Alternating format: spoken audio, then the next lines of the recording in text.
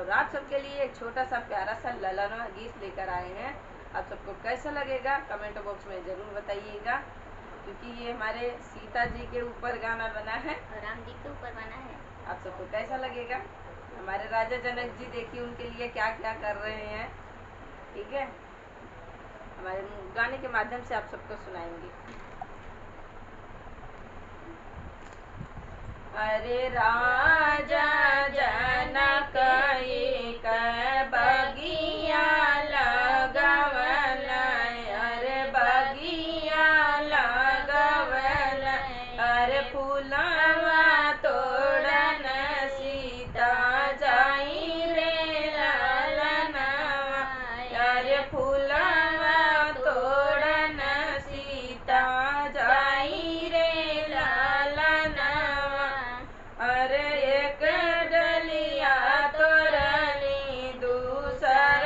डलिया तोरली, अरे एक डलिया तोरली दूसर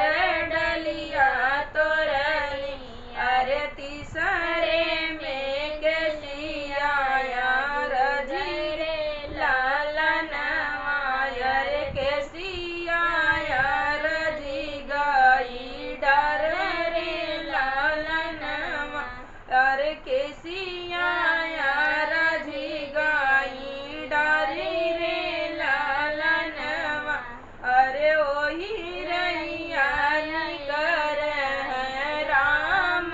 लखन, अरे राम लक्ष्मण, अरे सीता कर बिनती ज्योति जोड़ी रे ललनवा, अरे सीता कर बिनती कर जोड़ी रे ललनवा, अरे एक बार के सियानी शरण मोरे स्वामी, शरण मोरे स्वामी, अरे का भाऊ नाइबे फूलवारी रे ललनवा, भाऊ नाइबे फूलवारी रे ललनवा, अरे का भाऊ नाइबे फूलवारी रे ललनवा, अरे कई से टेक सियानी सारी मोरे सीतानी, सारी मोरी सीता, अरे देखी है जनकपुर के लोग रे ललनवा, अरे देखी है जनकपुर के लोग रे ललनवा, अरे आज हम आईनी माया जी के चोरिया, अरे माया जी के चोरिया, अरे कल बजना बजाई रे ललनवा, अरे कल बजना बजाई रे ललनवा, अरे आज हम आए हो माया जी के चोरी, अरे माया जी के चोरी, अरे कल बजना बजाई रे ललनवा,